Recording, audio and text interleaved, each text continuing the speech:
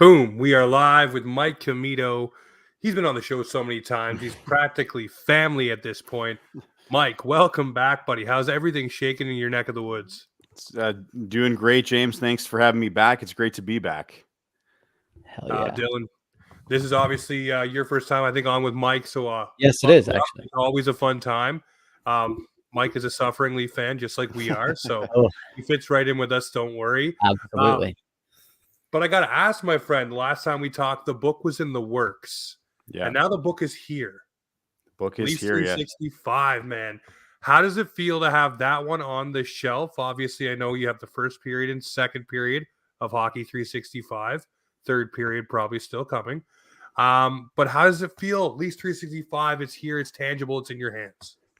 It honestly does feel great. I know that, with those previous two books, I was, especially as a first-time author, to finally get the book in your hands. And I think no matter how many books you publish, whenever you finally get it out of the box and you can hold it and you can see all of the blood, sweat, and tears that went into the book, it always makes it worth it. But to be honest, like when I hold this one, because it's a Leafs book and because it's a hardcover book, which I think is a differentiator from the other two, it just feels even better. So, I mean, I think in the back of my mind, I always thought maybe I'd get to kind of specific direction with these books. It only made sense that I would go with the Leafs for the first one, just because, as you mentioned, as a long-suffering fan, I couldn't give any other team the Hockey 365 treatment first without going through my favorite boys in blue and white.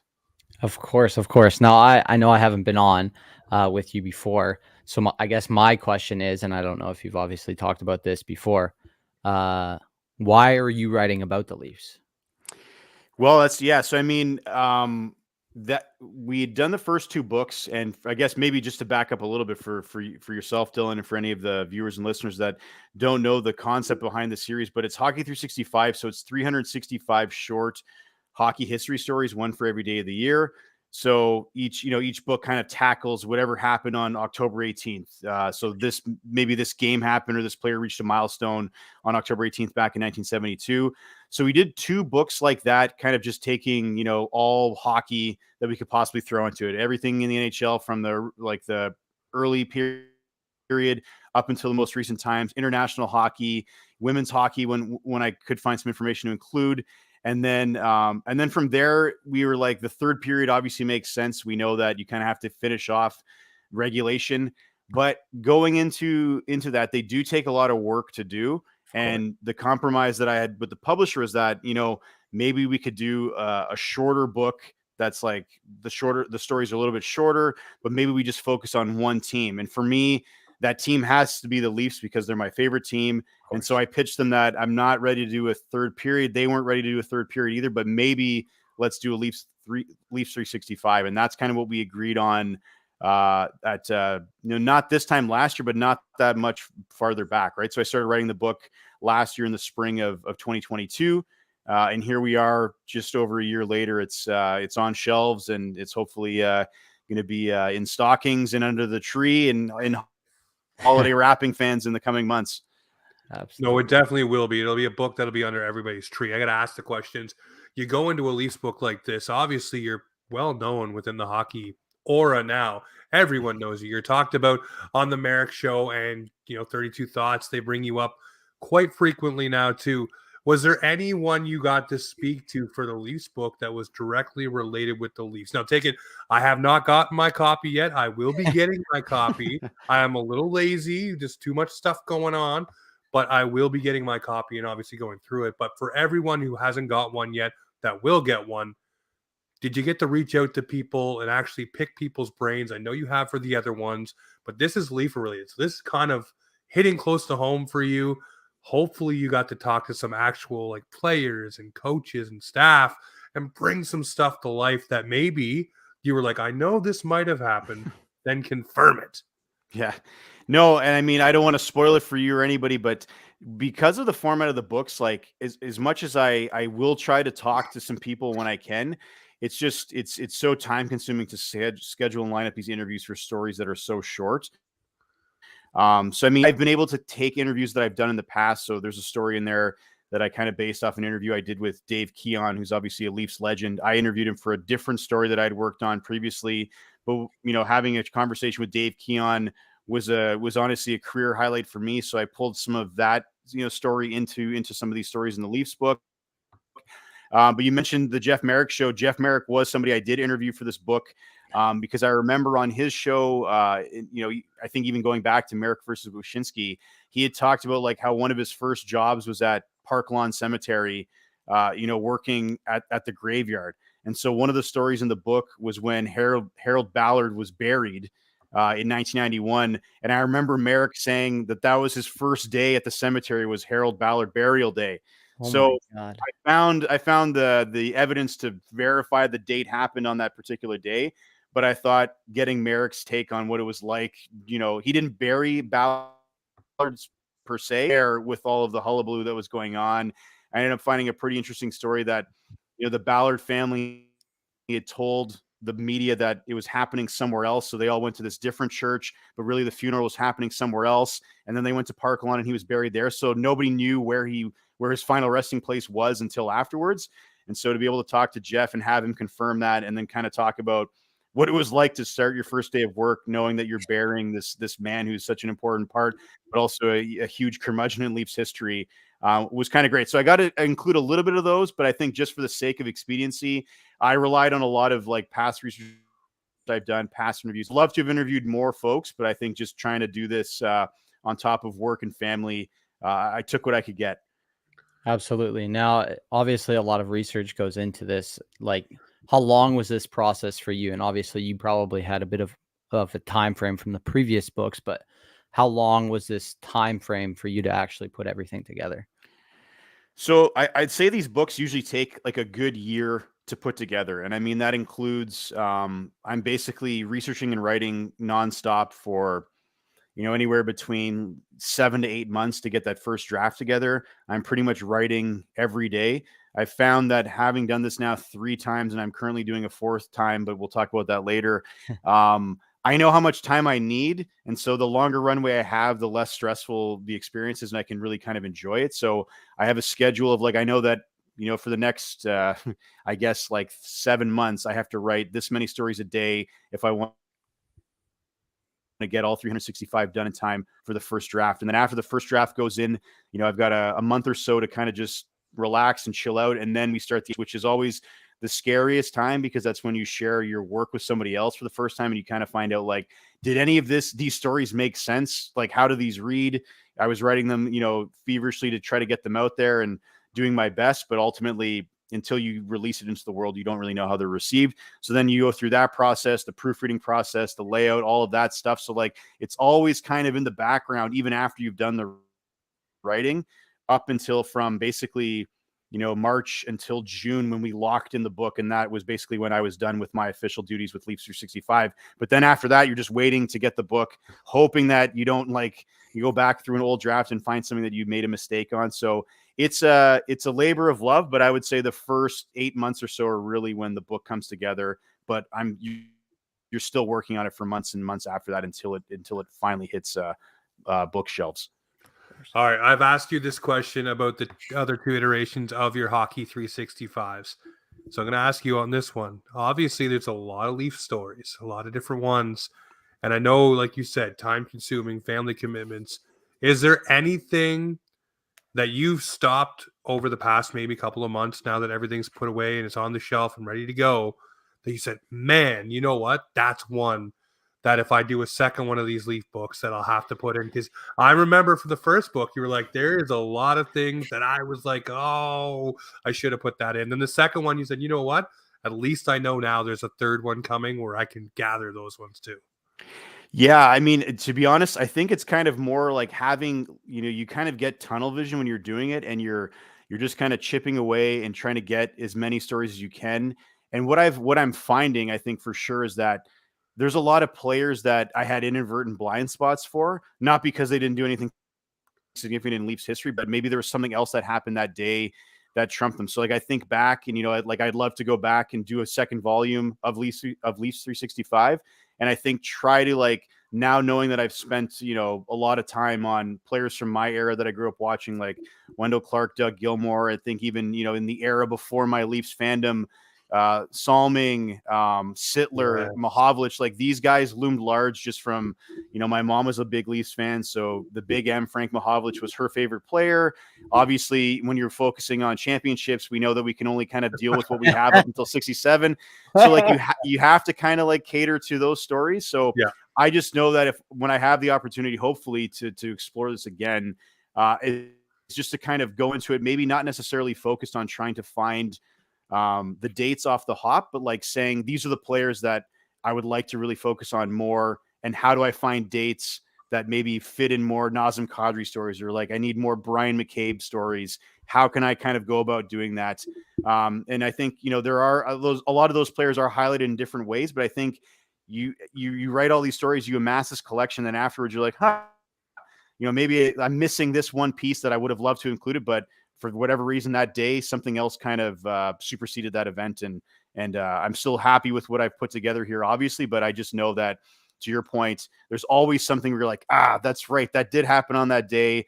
It's all good. You can't include everything, otherwise it would be a massive tome. But I think with these types of books, there's always possibilities to do more and do other volumes. Now, to dovetail off that, has there been anyone so far from the Maple Leafs book, player wise, media wise, that has reached out? I know a lot of people that do writing sometimes get either a happy call or a not so happy call because of a story that was put out. So for you, has there been any feedback from anyone that's involved inside the book of stories that you told, or not as of yet? No, not as of yet. I mean, and I'll touch. Knock I've on got wood. this. The computer's on a wooden table, so I'll touch wood. But I think I've done a decent enough job over my hockey writing career that I've never had the angry phone call yet. Not to say that it can't happen, Yeah. but I think just given a lot of these stories and the fact that you know, this is still my favorite team, that being in a lot of these stories and in my assessment of them. But again, you kind of know, you know, what stories some people might not like. You know, so I mean, I know that I think in past years we've, you know, one of the key things that I've kind of highlighted on Twitter when I do these on this day moments was the infamous, you know, trading Tuukka Rask for Andrew Raycroft. And not to say that I know Andrew Raycroft by any means, but I do know that this past year he unfollowed me pretty much right along the time of that anniversary. And I did reach out to him because while I don't ever mention him in those posts, I know that people that pick up on them, they do mention him. And Yeah. I said to him, I said, listen, I know that it's a part of Leafs history. And I know that for you on this particular day, like, it can't be fun to have people, you know, mention you and say all these horrible things about you and your family. So I think that's kind of where you can kind of see some of stories like that. So, I mean, that's probably the closest I've been to getting an angry phone call. He didn't say anything to me, obviously, but I just felt, as, you know, as a historian, you want to tell the facts and you want to show the complete story. But ultimately, at the end of the day, as we know, these hockey players are humans. They have feelings, and sometimes it's not as much fun for them to relive these moments as it is for us. Well, the thing too is where you're kind of off the hook on things is you're really just relaying the information of a story that's already happened. It's not like Mm-hmm. you're breaking it for the first time and allowing everyone to pile on. You're Mm-hmm. simply just saying, hey, on this day, this is what happened.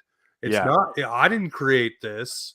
Unfortunately, this is just what happened. It kind of gets you off the hook, but I could see how some guys would be maybe annoyed by it because obviously on that day, no matter what, even if you didn't make that post, Yeah. someone else would make that post. Oh, And it would yeah. be anniversary day, no matter what. So I like the fact that you do that stuff. And there's been a few of them over the years. There's been a Biz Nasty one. Yeah. I remember that one. He wasn't nasty about it or anything, but he's like, oh, you had to bring that up. You can see it like his tweet, right? Yeah. You know, there's a few of those, but some people just take it in jest and understand, you know, where you're coming from, what it is. And it's been fun, man. Because a lot of these guys now are in the spotlight for media or different things. And, you know, you can look back on it and have a laugh. At least you should have a laugh. I mean, unless you're getting bombarded, I guess, like Andrew Raycroft, which he shouldn't be. I mean, he came Yeah, here, he that's- played. I mean, if you're doing that to a professional athlete, I mean, you got to get a hobby or something. Spend your time a little more wisely. Yeah, exactly. And that's kind of where I again, I would still, every year, I still will report on that tweet, just because it is such an important moment in franchise history. Looking back, when you look at all of the trades that have happened, like I wouldn't be doing my duty as a historian if I didn't share that, just because I know that maybe it's not doesn't make everybody feel all warm and fuzzy, but otherwise, I get his perspective, and I do keep that in mind. But still, I have a job to do, so to speak, and I'll continue to do that. I'm going to take a little twist on this next question that James has. Now, well, hold on. Don't jump into Habs 365 yet.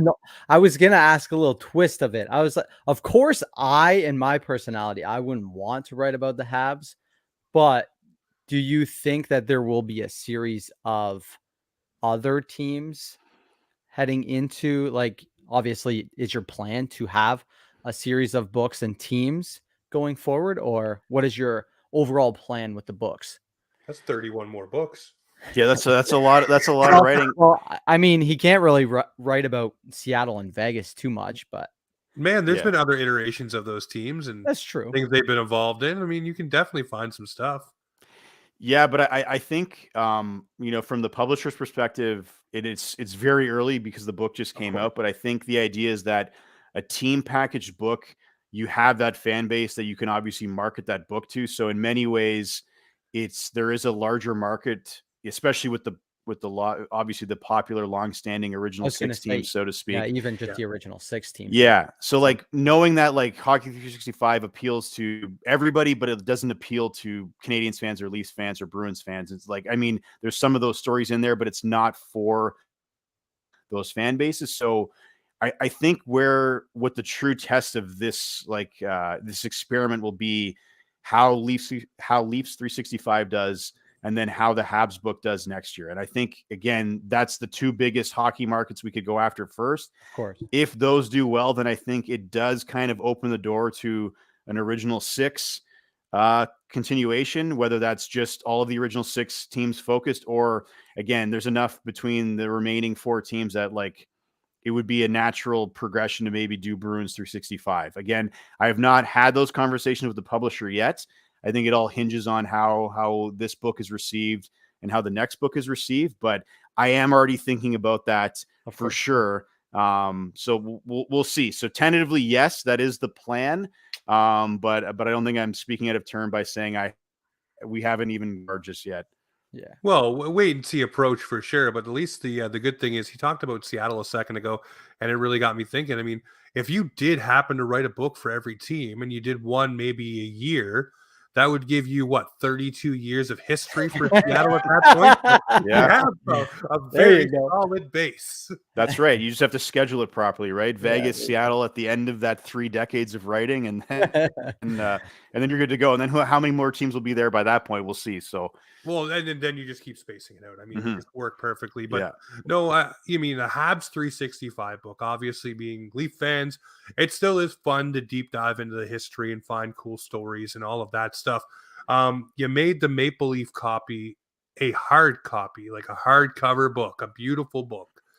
What would you do for Habs fans? I mean, would it be packaged with a box of tissues? I was gonna say, would it be with toilet paper so that it can match their logo? Well, or you gotta subscribe, like a subscription to the History Channel in the back or something, just so they can constantly relive their glory days. That's what Habs fans seem to do. But no, in all seriousness, it would be fun to dive into those things. And I mean, you talk about original 6. I mean, where you've started with 2 Canadian teams, you can even do, the Canadian tour, so to speak, and see how all the Canadian cities do, really, because I know everybody eats you up with a spoon here in Canada. We love, Hockey 365. Leafs 365 will do good in this market, and for other markets as well. I think people will pick it up just to learn more. And there are some stories in there where they will use as ammunition against Leaf fans to say, hey, remember when this happened? How do you feel about this day in Leafs history? Because that will come. And I've got a few of those before, and it's like, all right, I see where you're doing. But you have so much of a window now where this has worked with the first 2 periods, not to mention the fact you still need to finish that. There's that book there too. So we're talking already, 30 5 books at that point. So yeah, I mean, you have a full-time schedule now as a writer. You might as well just stop doing everything else.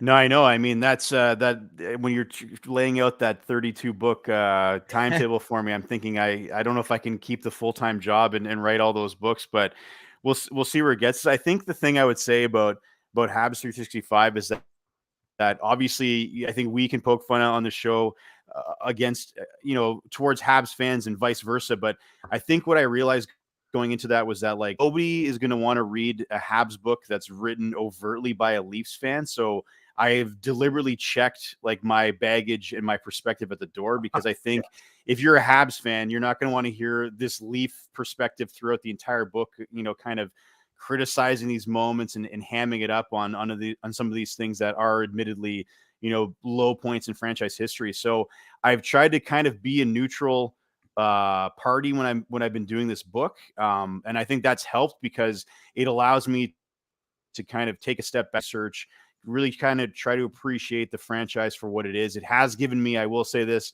a better, appreciation and respect for the franchise. I'm not going to go as far as saying that I would ever root for the Habs, but I think it's been more enjoyable than I thought it would be, because a lot of people have said, like, how could you write a Habs book? But I mean, I think as somebody who appreciates the history of the sport and appreciates the history of a lot of those great players, who have come through that franchise, it has been nice because I've also learned a ton. Not to say that I didn't learn a ton in Leafs 365, but by going into a franchise that I didn't grow up watching or appreciating or cheering for, there are a lot of things that I am now kind of like, oh yeah, like I've heard that name before, but now I can kind of dig a little bit further into what that player did for that team.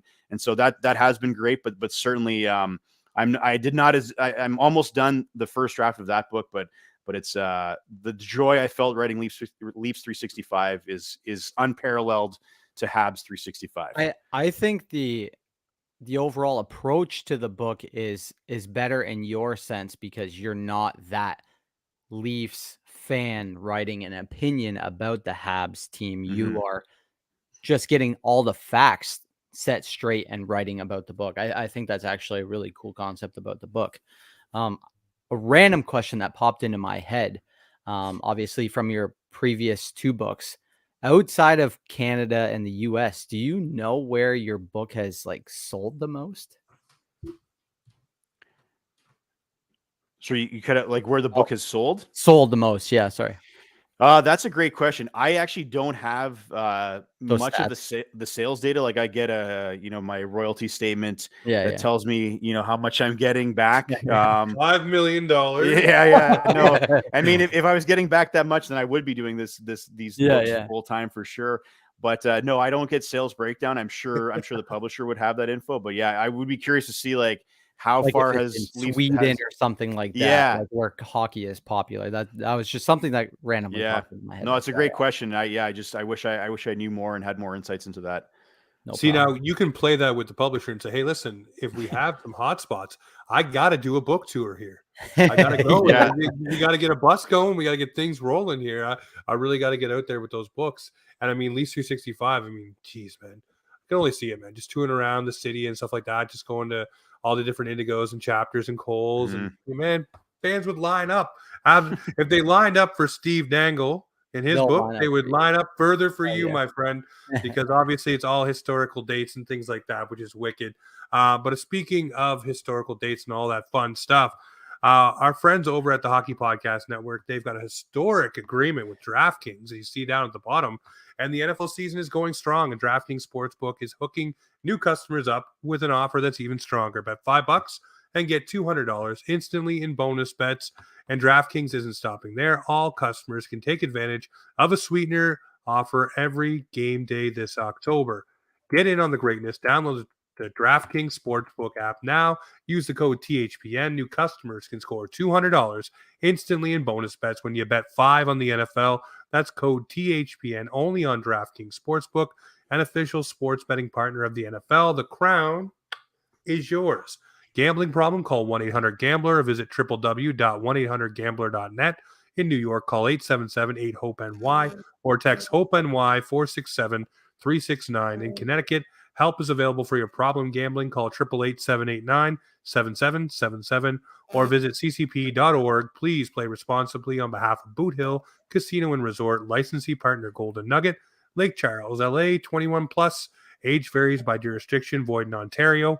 Bonus bets expire 168 hours after issuance. See sportsbook.draftkings.com/football. Terms for eligibility and deposit restrictions, terms and responsible gaming resources. So check out our friends over at THPN and DraftKings. Use that code THPN and get in on the action.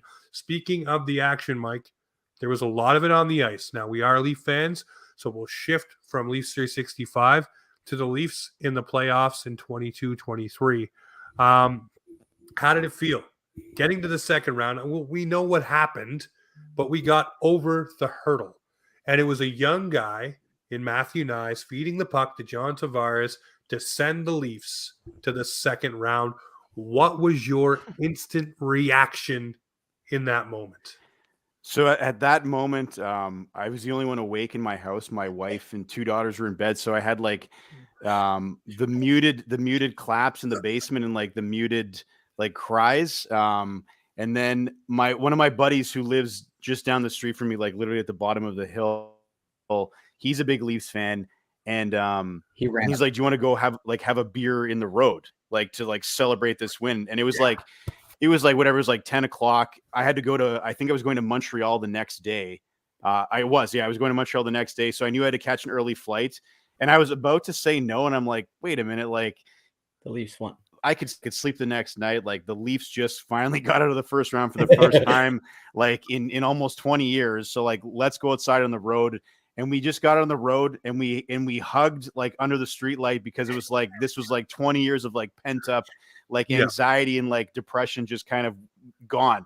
And so it was raining that night. So we ended up just going inside, having the beer inside the house. We ended up watching the Oilers game. It was on right after, but it was this like relief where, again, even with your buddies that like you don't hug regularly, when you hug your buddy, because like it finally happened. Yeah. That's awesome. I basically jumped into my buddy's arms. So it's the same thing. Yeah. And I was on TikTok live, so it was all another thing, and everybody heard me scream. So it was quite funny. No, it was absolutely magical to finally get to that second round. And we all know now that apparently Austin Matthews was playing with half a wrist all of last year. So obviously we'll see what beast mode Matthews can do this year with the team that they have around them. I want to know, we signed a guy named Max Domi with that nameplate on the back of his jersey. Obviously comes a lot of expectations and hoopla because of his dad who played here. We got to see so far 3 games so far of Domi. You could tell a little bit of the pressure is there. Obviously gripping the stick a little tight, wants to make things happen. What is your assessment of getting a guy like Max Domi and just the nameplate impact on this team and this town? Yeah, I mean, that was one of those signings where I was pretty happy with all of the changes they made in the summer, but I think getting a Domi back in a Leaf sweater was obviously great. I think given his family pedigree, I think, there are some expectations there, but I'm hoping that there's also going to be a little bit of patience, as he kind of acclimates to this new group. I missed the game against Minnesota on the weekend because I was doing, I had a party for the book launch. So we were at a distillery in town having some nice drinks. So I didn't see any of the game, but I know that was the game where I think that's when he kind of lost his spot. Him and Yarncroke switched going into the third period, and now he's on the third line. But I think it's, whether or not he stays out of that top 6, I feel like it's hard because we're only 3 games in. It's a small sample size.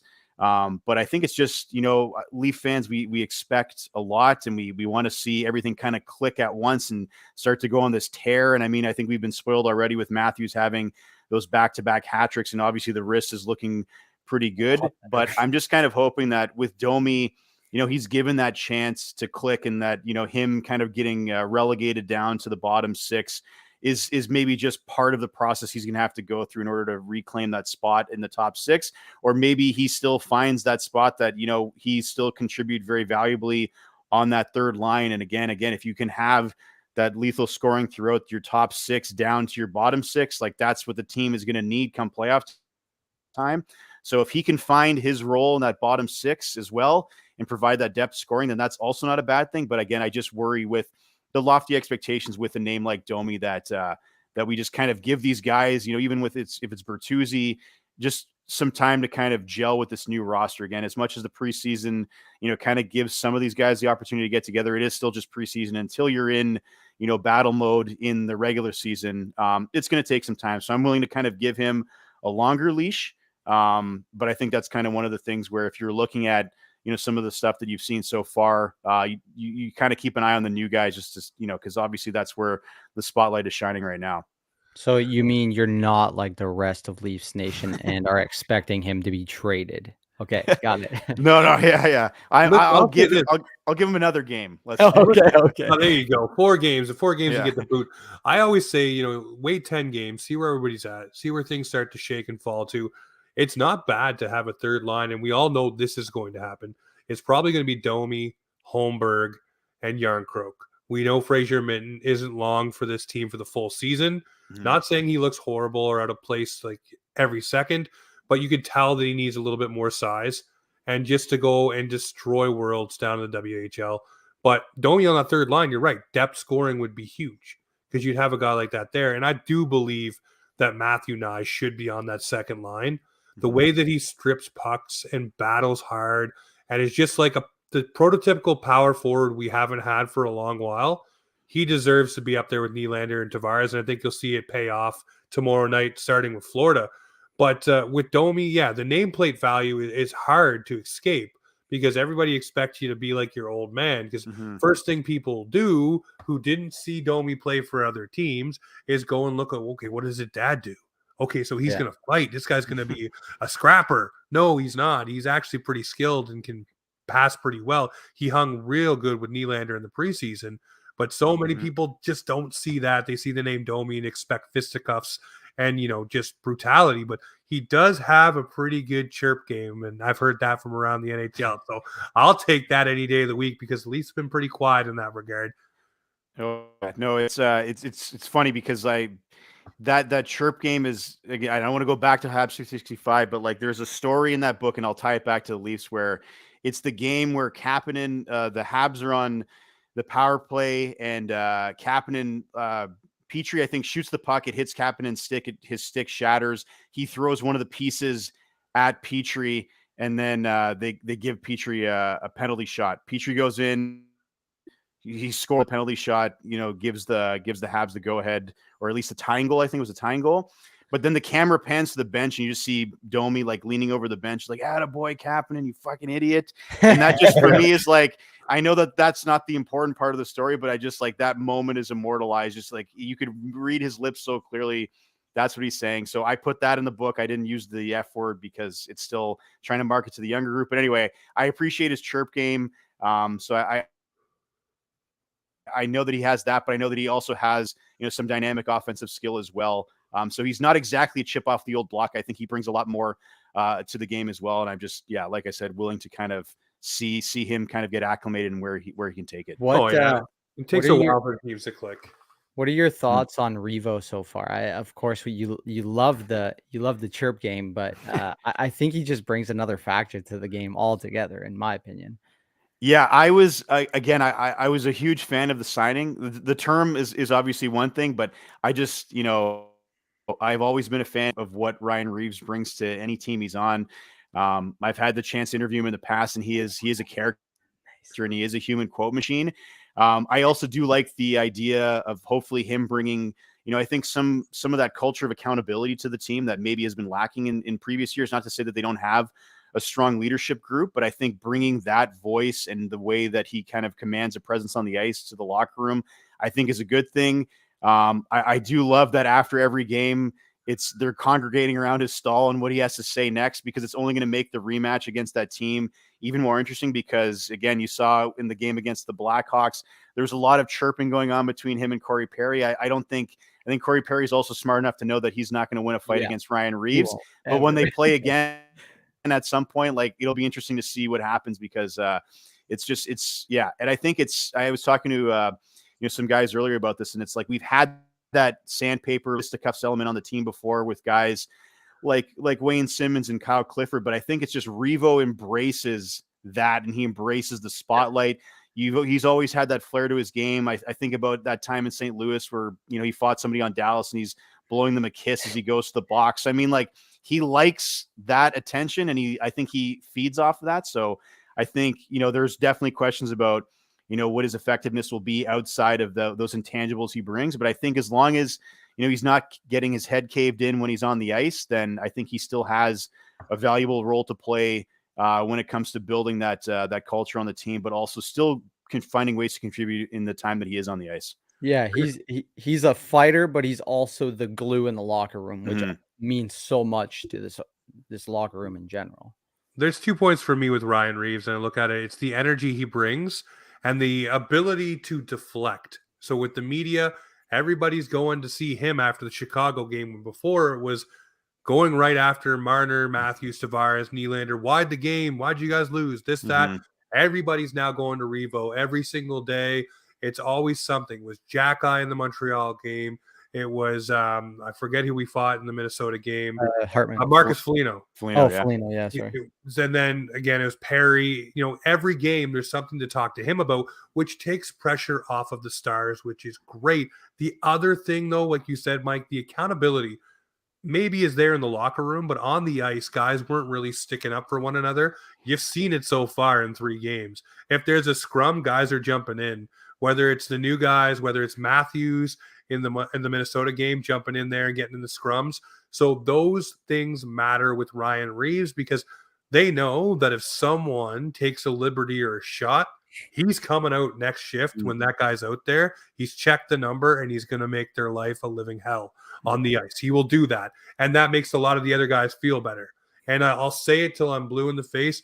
You cannot tell me at the end of June when Brad Treliving went to see Austin Matthews that he did not say, find me someone to keep the flies off of this year. Find us someone to do that job. And Ryan Reaves was right there for the taking, and he brings just so much for that room, but also so much on that ice. And I believe that Austin Matthews asked for a guy like Ryan Reaves. Yeah. Now, the next thing for us is goaltending.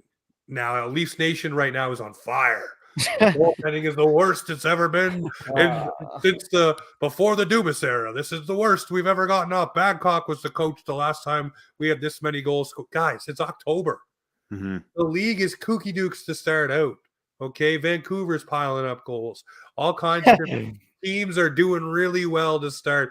Hi, Buffalo every single year, winning 5 to 10 games in a row, and then just woo, see you later for the rest of it. So just allow the season to start out. But so far for me, I like what Joe Wool brought the other night. It was 3 goals in alone. Obviously, he's got to work on his little glove side low for 2 goals, but he will figure himself out. And Samsonov will too. To me right now, Sammy looks a little rigid, a little stiff. Maybe something's not 100%. But what do you think of the Leafs goaltending tandem? And we'll even throw Jones in there too. Yeah, well, I mean, I think in that Chicago game the other night, like, he was probably one of the few bright spots in that game. And again, those goals, as you mentioned, like, that you just didn't have the support of the team in front of him. So again, I don't necessarily fault him for everything that happened in that game. And I think what we saw from him up until those goals went in, I think was positive, and it was great to see that. I think tempering expectations right now is critical. We're only 3 games in, so again, I'm willing to give Samsonov the time to kind of get back and reclaim that net. But I think there's nothing wrong with the 2 of them kind of jockeying for position. Again, if it means Wool's getting more looks and opportunities, then I'm all for that as well. But again, I think just like we're willing to kind of give Domi a bit of a longer leash and give some of these other new guys some time, I'm also extending that to the goaltending unit as well, just because it's the start of the season. These guys have been, they're coming off, the great season last year. You've got your off-season training, whatever else is going on. Like, it takes time to get back into the swing of things, especially in a position that's that, taxing, demanding, that, maybe he's not feeling 100%, maybe not. But again, at this point, I'm not willing to, to put his name on a milk card that he's missing in action just yet. So a couple more games. Yeah, we definitely have to pump the brakes a little bit. All right, well, we're getting near the end here, so we got to ask you, me and Dylan want to know, in your heart here with this Leafs squad so far, it's 3 games in, I know, but what are the Leafs' chances for you this year? There are a lot of people, whether it's Vegas, the Rod Peterson Show, Sportsnet, TSN, you name it, Barstool, that have the Leafs' chances pretty well, and a lot of people predicting a Leafs Edmonton Stanley Cup final. Imagine that for your book series. Beautiful. Just saying right there. But what do you feel just by what everybody's talking about? What do you feel about the Leafs' chances? And yes, we'll have you on later on to revisit how right or wrong we were about all of this. But it's early, but I want to know. Yeah, well, I mean, like outside of having the Leafs book, so I obviously am going to just put my heart on my sleeve with everything I say about the Leafs this year, just to try to get those book sales going. But going into the season, you know, I feel like this is the year for them to really kind of try to take a stranglehold on the Atlantic. You know, we're seeing what's happening with some of the other teams right now. They're kind of going through transitionary periods. You know, you're seeing, you know, Florida's banged up right now. They're missing 2 key parts of their blue line until like Christmas, let's say. Yep. So if there was ever a time to kind of jump over Florida, Tampa, and Boston, it's this year and try to lock up that home ice. I have seen the predictions about the Leafs and the Oilers meeting up. I think we had that same prediction last year as well. At least I subscribe to that theory, but I do feel that Toronto does have an easier path out of the East than Edmonton does. It's a murderer's row in the Pacific, especially to get out of the Western Conference. But I do like the idea of the Leafs going all the way this year, selfishly, because I remember last year when they were going through the playoffs, like the book had already been finished. And I was telling my publisher, like, well, I know that we had our lock-in date of whatever it was, but like, what happens if the Leafs like go on a run? And so I ended up I took out a couple stories in the book and I put in the first round win because I felt we had to have that in there. But I actually kept thinking, like, if they keep winning, like, as much as I'm happy as a Leafs fan, this isn't good for me as an author because, like, I can't redo like 10 stories in June. And if they won the cup, then like, is this book even like, is it a good time for this when now they're not like the lovable losers anymore? A lot of these stories that are kind of focused on them not getting there, like, you'd have to kind of change the whole tone of the book because now they finally won. So what do you do with a book like that now? So selfishly, there was a tiny part of me that didn't mind that the run ended where it did because I really want them to do it this year because that would be the best time to sell a Leafs book is in a championship year. So I'm going to go for it. I say it every year. This is the year, but I really feel like this is the year. So let's go with that. And then if I'm wrong, 6 months down the line, I'll take it on the chin. Let me tell you this one, and this might make you feel a lot better. We had Rod Peterson on, and they did the bets, and he did the predictions for the Stanley Cup. And every time that he picks it, so he picked last year Toronto and Edmonton to be in the final. Mm-hmm. Well, previously, he had picked Vegas and Florida to be in the final a year before that. So he's always a year, and it's been this way for the past 3 years. He's always been a year off. So he said, get ready this year because it will be Leafs Edmonton in the final because that's the way it's been trending for him. So let's just hope everything holds true to what's been happening with his predictions. And it's the year after both teams go on a rip and you get Matthews and McDavid at the height of their powers as the only 2 teams left. And we get to put Jack Campbell to bed. Ooh. Canada. So what we're saying is, yeah, there will be a part 2 to Leafs 365. If they win the cup, there better be like cup stories in there. Oh yeah, well I've already said that if they win the cup this year, like we'll have to issue an addendum to the book so that you can we have pages that could be inserted to say like put this in your Leafs 365. You have one right now, and then let's reissue the book next year to account for some of the stories we're gonna have to swap out. Oh man, I cannot wait. Well, ladies and gentlemen, if you have not already, get yourself a copy of Leafs 365. If you know a Leafs fan that loves the history, get the book. It is great. And I'll tell you this. I've gotten the first and second period, both of those books. This one is signed by the man himself. But it is great to read with your littles at bedtime because it is a short story for every day. And when they say, but we need more stories, you have to say it needs to stay in order. So it also gives you a built-in window for a story, but it's awesome because it not only gets you caught up on history, but gets them caught up on history, which makes watching the game that much better for everybody. Or if you don't have kids, it is the absolute best book to get a story every day and have something to tell all your buddies at work, because it's actual history, not something made up. Absolutely. Couldn't have said any better. Thanks, James. That was awesome. No problem, my buddy. Thanks for I coming on, appreciate Mike. you every time you come on, my friend. Ladies and gentlemen, it's Mike Commito. Check him out over on Twitter or X or whatever they call it these days. But make sure you get every edition of the book. They're well worth reading. But my friends, this is Offside Hockey Talk, where the Maple Leafs and hockey come to talk.